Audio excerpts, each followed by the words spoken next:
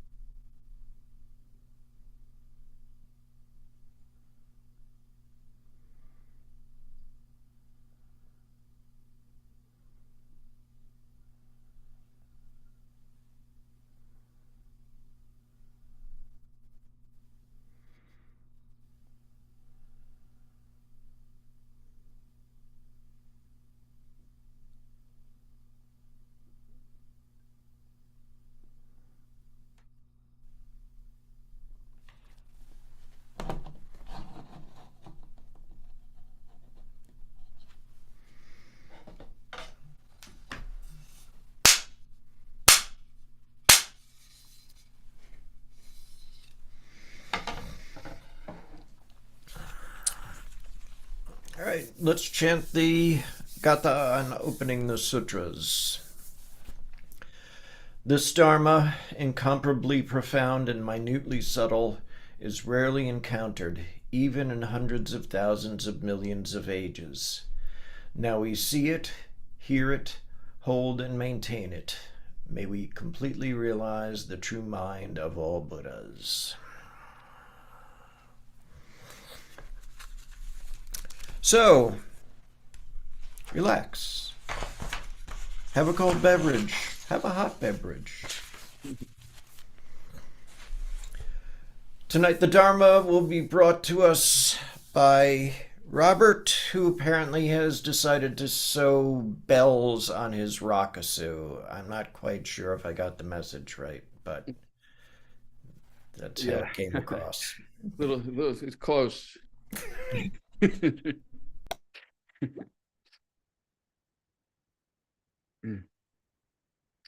Hi, everybody. Nice to be with you. And thank you for the opportunity to talk about a Zen subject. I'm going to talk about koans a little bit tonight and take a look at a couple of famous koans as examples. Kind of like a little koan roundup, which I haven't talked about koans or seen a talk about koans for a little while. So talking about koans is a dangerous business. And if I fall in a ditch while doing so, you can feel free to ask me, if you're in a 50-foot deep ditch and every time you move, it gets deeper, how do you get out? So I have a tendency to try to clarify things by being redundant. So if I say similar things a few times over the course of this talk, please bear with me. Sometimes repetition can be helpful anyway. And anyway, sometimes repetition can be helpful. So I thought I would just throw that in. A koan or a kungan literally means a public case.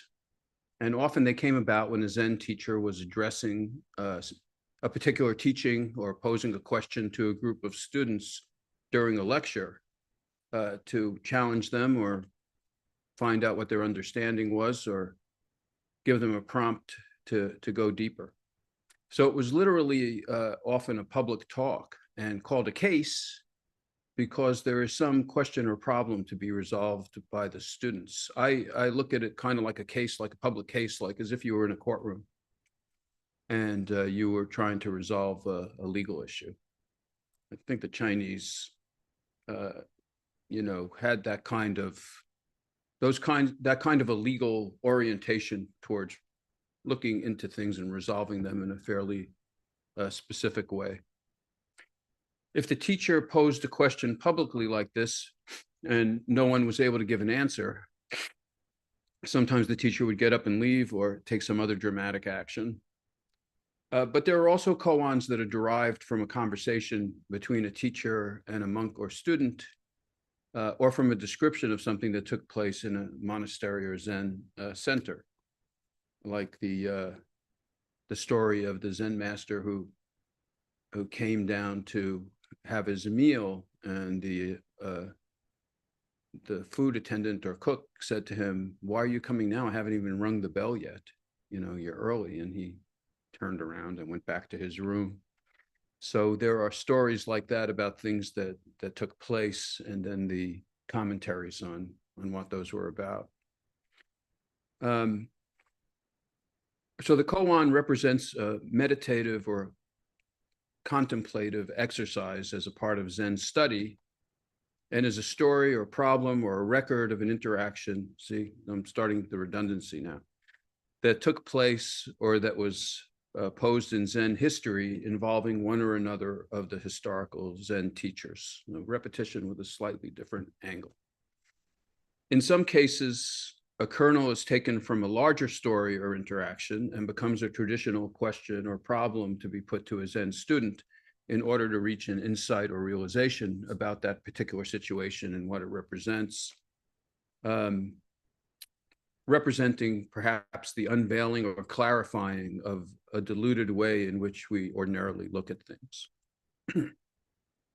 In some cases, the koan is a record of something that took place in Dokusan or Sanzen, two of the popular terms for the private meeting between teacher and student, which are very important in Zen, which is why it's sometimes said that if you're studying Zen, it's a good idea to have a teacher. So you have someone to have Dokusan or Sanzen with. I was trying, in my effort to be inclusive and a little bit fancy, I understand that one of the terms for this in Korean is dokcham. So I hope I'm right about that.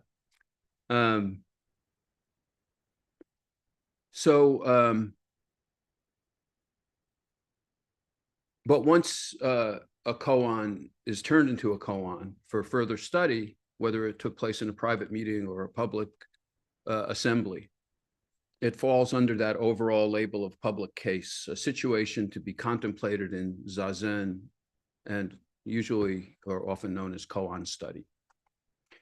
Some koans are made up of a clear single statement that needs to be resolved. And some of these, though simple in structure, are highly difficult and problematic and cannot be easily understood with the rational conceptual mind and ordinary reasoning, such as Hakuin's famous question, what is the sound of one hand? Which I'll now go on about a little bit. Interestingly, almost everyone who has heard of this famous koan, including like a bunch of Zen sites, says that it is the sound of one hand clapping, which is not what Hakuin proposed. We cannot imagine the sound of a hand without imagining the most common form of that sound as a hand clap. So we just add that in. And that's a good demonstration of the way the conceptual mind fills in what it cannot conceptualize to turn it into a handy conceptual object. So even in the koan, it's turned into something a little more manageable. We have the sound of two hands when we clap. And so what is the sound of one hand certainly proposes a difficult problem if we make that comparison. But on the other hand, just being given the sound of one hand without specifying a clap involved leaves us with a much more open and even less conceptual field of inquiry. Hakuin did start with a clap of two hands, which he compared to the sound of one hand. But the point remains that one hand clapping is much easier for us to chew on as a kind of paradox that we can comprehend and kind of messes up the koan. So the original koan was proposed by Hakuin like this. Two hands clap and there's a sound. What's the sound of one hand? And the koan that is then contemplated is, what is the sound of one hand? So there are two hands clapping and the sound of one hand, but there's no sound of one hand clapping in the koan, which would have a slightly different meaning and would foreclose the question in a way by making it about another kind of clap or a non-clap or a paradoxical clap or an alternative to the clap. Two hands clap, it is a little bit of an alternative. Two hands clap, what does one hand do? If we say, what is one hand clapping? It's a strange and different question and not exactly the koan. But we fill it in conceptually because we can only imagine a hand making a sound when it claps. So that's just an example of a very famous koan that is reported a little bit inaccurately because of our conditioned thinking. If I were to make up a koan and say 2 feet walk, what does 1 foot do? That would be a different question than asking 2 feet walk, how does 1 foot walk? And I appreciate the opportunity to say walk and good answer to say walk and demonstrate my Brooklyn accent while my Louisiana brother is demonstrating a way of answering the koan. So anyway, you get the point. So a koan like the sound of one hand, and I resist my own tendency to add clapping. Hakuin was a very tricky dude, is made up by a Zen master to break through the conceptual thinking of the student and reach a realization. So that's a kind of a constructed koan. It's actually put together by the teacher purposely. It's not, doesn't represent, you know, a real public case where something happened and then it was taken as something to be contemplated. Another one like this that is one of my favorites is, what was your original face before your parents were born? I like that one a lot. It's not that I don't like my face as it is, but, you know, I think having a more mystical, less specific face can be a lot more fun. The idea of these problems that are posed are not necessarily to find a literal answer, if you could try to figure that one out with a literal answer, but to break through to something beyond the literal appearance of the question. So what was your original face before your parents were born?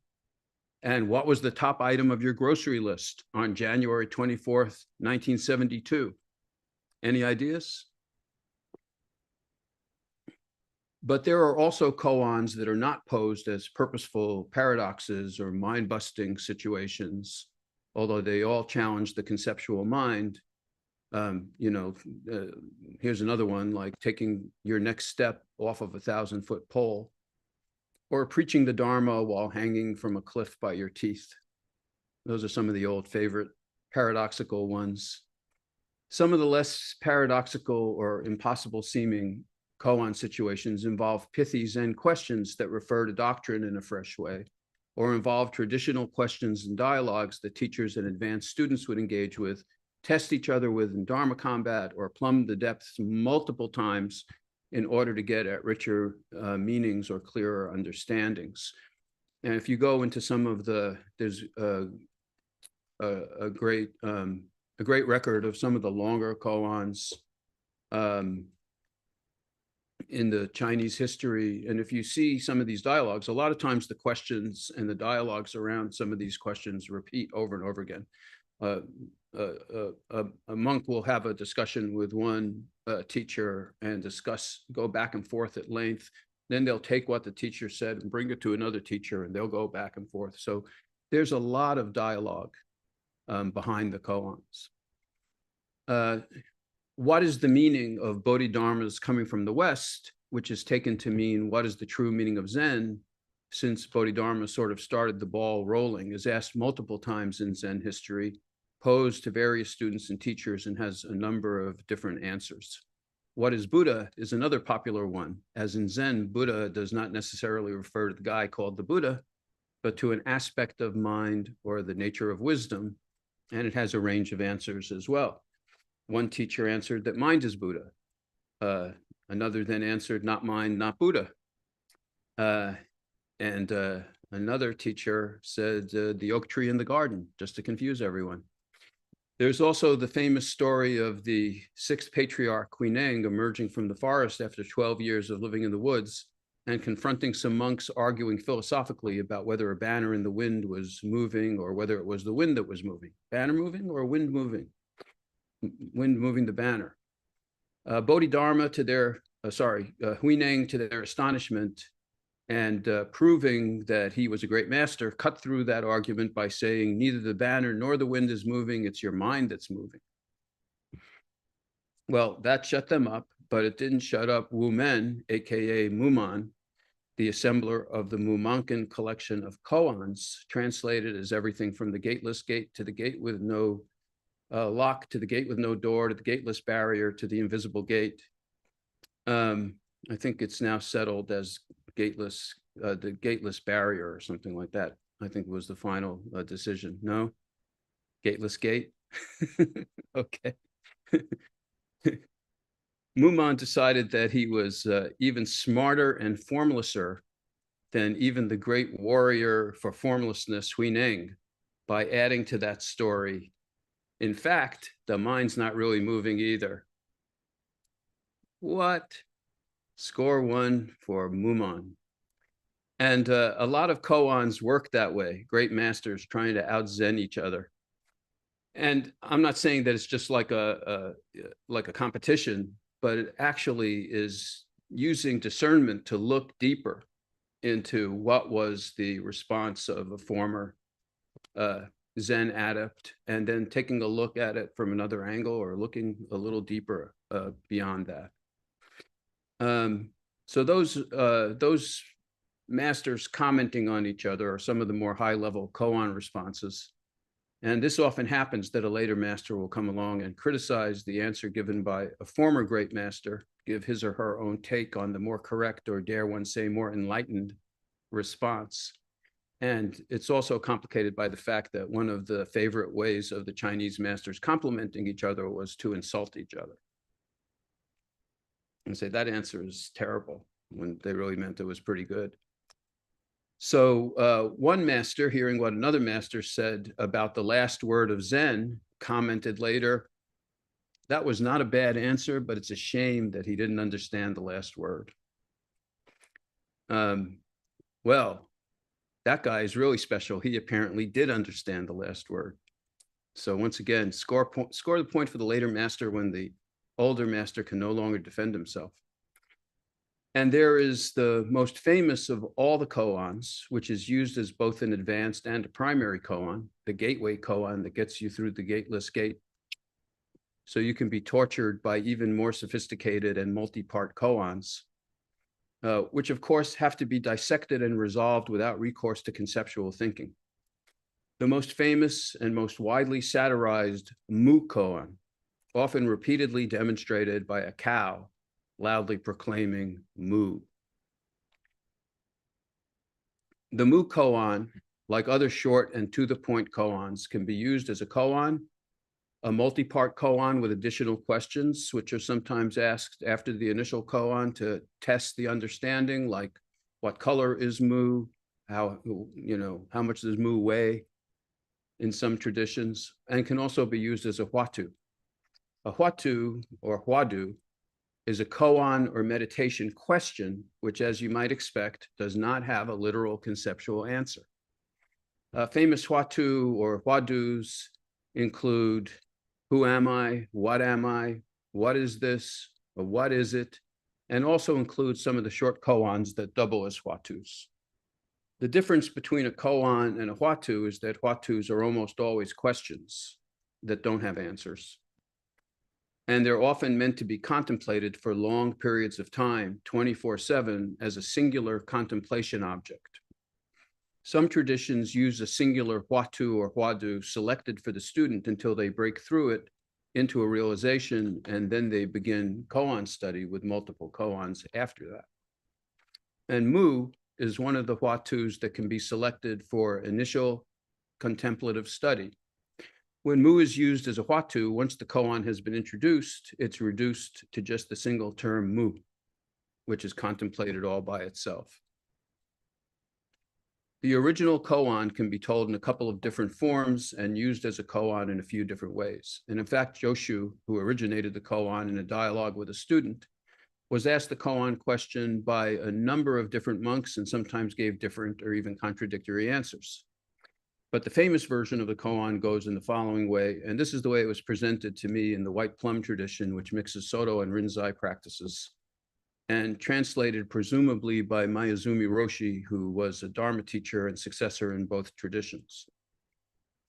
A monk once asked Joshu, has a dog Buddha nature? And Joshu answered, Mu.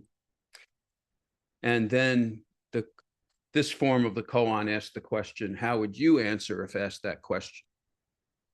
Then later on, that question is followed up with another Mu question, which presumably also came from the same Rinzai school in which Mayuzumi was the successor. What is Mu? And that's more of the one that a lot of folks traditionally work with. So, and I looked up the literal Chinese translation of this koan at one point because I was interested in how it was actually put, and I was interested in translations of Mu, which I have a little more to say about. And the actual literal translation word for word is something like, does your little puppy also have Buddha nature? Which I like a lot better, to be honest. I think my little puppy does have Buddha nature. My little puppy happens to be a cat. Um, so you have there two mu questions, neither of which is really approachable if you have no idea what the word mu means.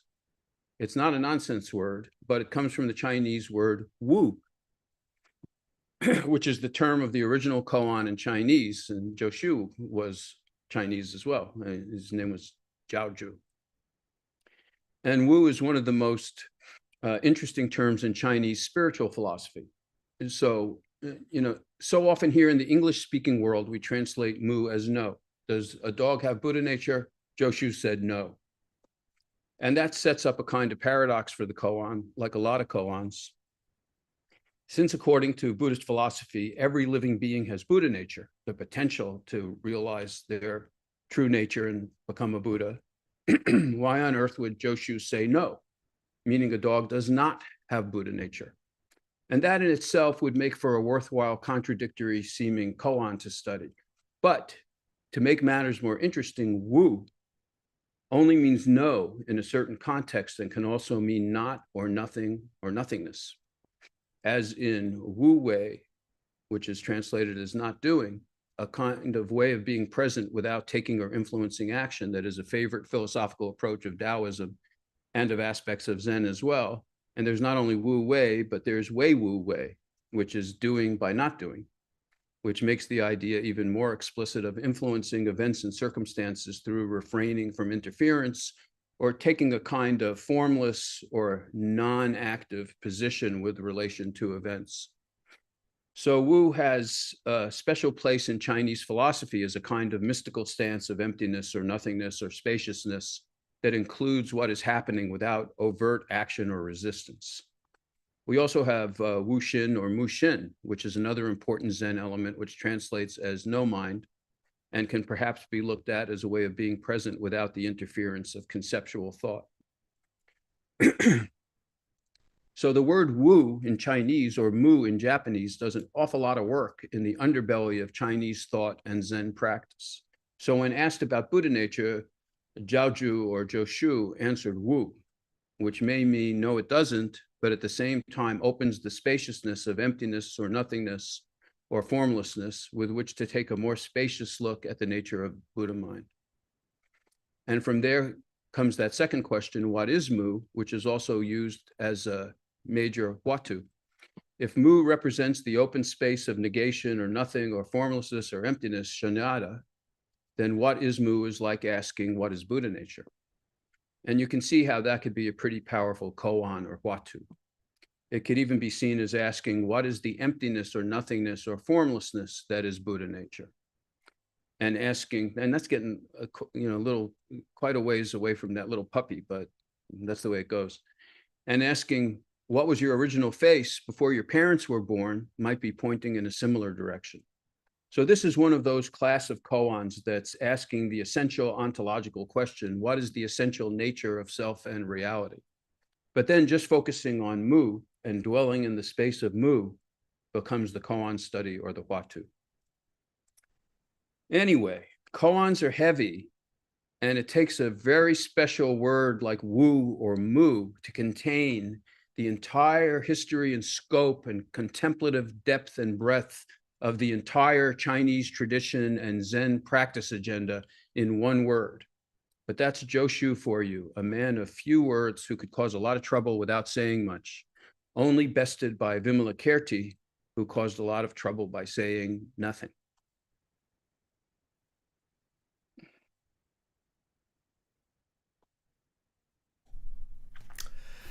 Thank you for your teaching. I have a couple of things. Meow. And I think Chomin sort of nailed it with the... Oh, yeah. So let us get back and contemplate Robert and the bells on his rakusu. You know, that expression coming with bells on is very old fashioned, comes from like the 40s. Mm-hmm. Well, I don't have real bells, but I have Zen bells. uh-huh. Vimalakirti's bells. Exactly. Once concentration and insight are balanced, what mind is not Buddha? What Buddha is not mind? Mind and Buddha being thus, then myriad situations, myriad conditions, or all meditation.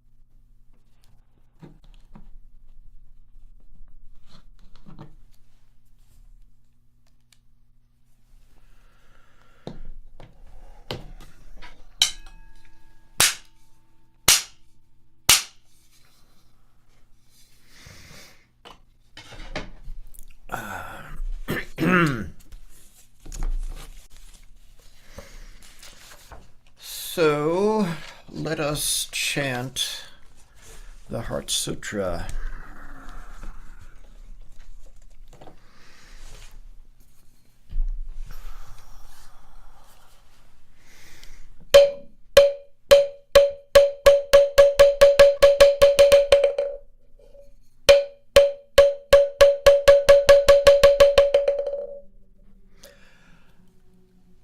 Mahaprajna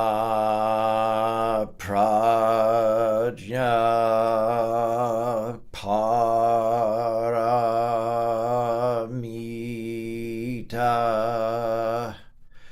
Hridaya Sutra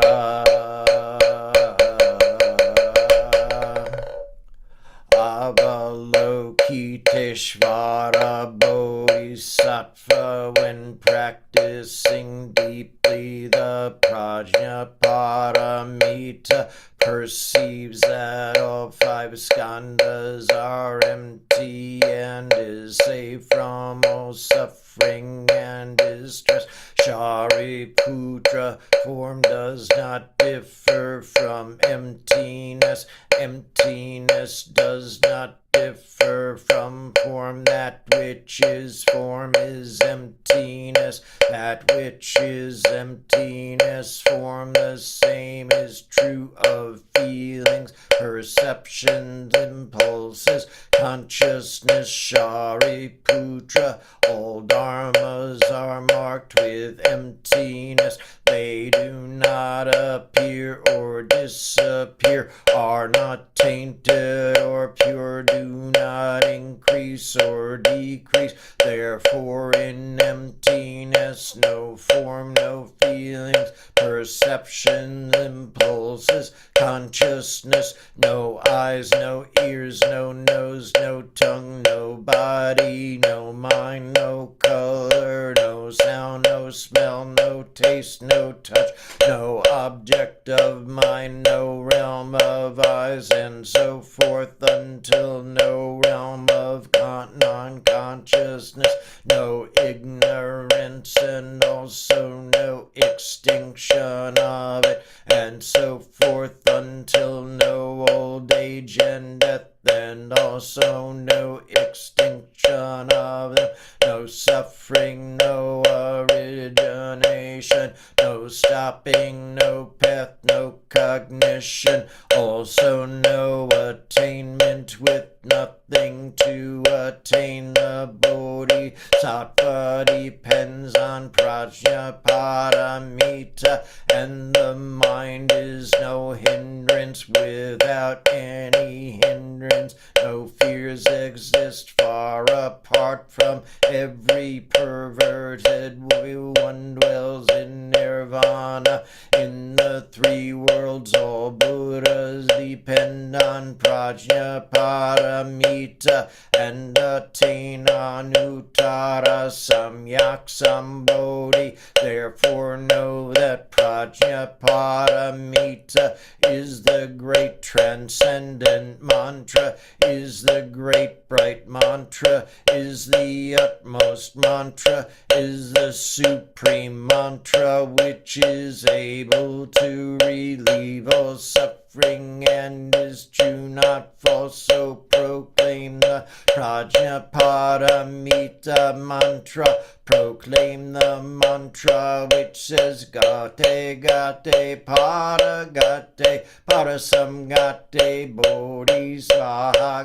Gate Gate Para Gate Parasamgate Bodhisvaha.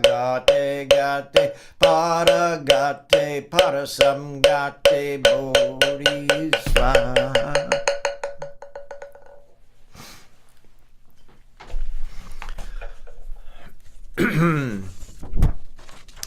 All right, we'll do some dedications of merit.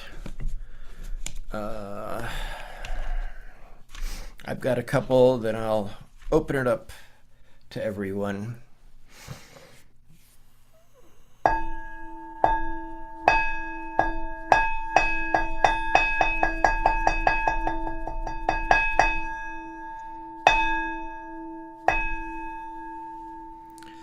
All sentient beings are one seamless body and pass quickly from birth to death. We remember those who cared for us and are gone, those who are ill, those who are at war, who are hungry and who are in pain. May they heal and have peace.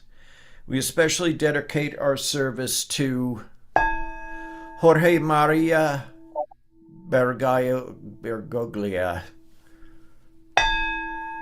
Todd Johnson, Julie Johnson, Travis Johnson, Mike Gingy Wood, and Sienna Wood. Would anyone like to add anyone? Tim, Ellie, and Henry. Anyone else? Members of the Sheridan family that are suffering from cancer, Joanne and Bailey Sheridan, and all those worldwide suffering from the effects of war. Anyone else? My Lynn fam.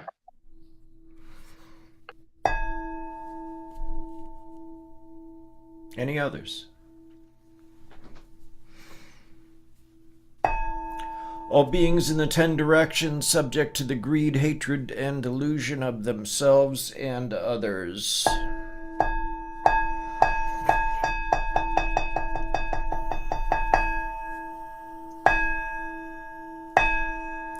All Buddhas throughout space and time, all honored ones, Bodhisattva Mahasattvas, wisdom beyond wisdom, Maha Prajna Paramita.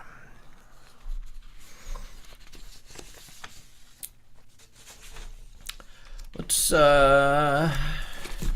chant the loving kindness meditation. Do we all have that now at this point?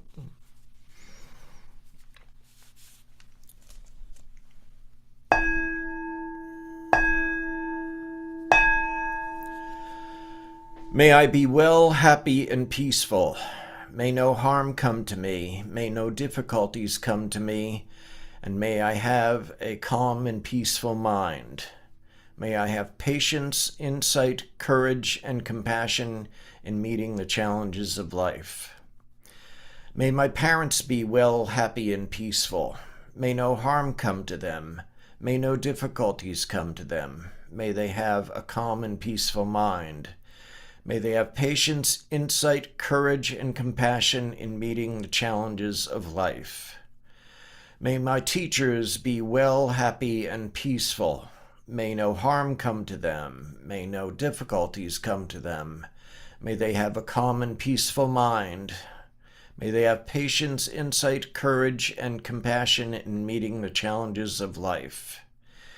May family members and relatives be well, happy, and peaceful. May no harm come to them. May no difficulties come to them. May they have a calm and peaceful mind. May they have patience, insight, courage, and compassion in meeting the challenges of life. May friends and acquaintances be well, happy, and peaceful. May no harm come to them. May no difficulties come to them. May they have a calm and peaceful mind. May they have patience, insight, and courage and compassion in meeting the challenges of life. May unfriendly people and my enemies be well, happy, and peaceful. May no harm come to them. May no difficulties come to them. May they have a calm and peaceful mind. May they have patience, insight, courage, and compassion in meeting the challenges of life. May unknown persons be well, happy, and peaceful. May no harm come to them. May no difficulties come to them. May they have a calm and peaceful mind. May they have patience, insight, courage, and compassion in meeting the challenges of life. May all beings, with form and without form, visible, invisible, born or coming to be born, large and small, from the highest realms of existence to the lowest, be well, happy, and peaceful. May no harm come to them. May no difficulties come to them. May they have a calm and peaceful mind. May they have patience, insight, courage, and compassion in meeting the challenges of life.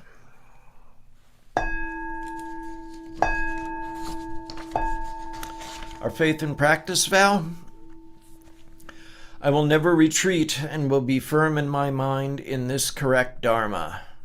I will escape from the samsaric cycle of birth and death and definitely will see my original face. I will be sure to inherit the life of insight of the Buddha and save all sentient beings.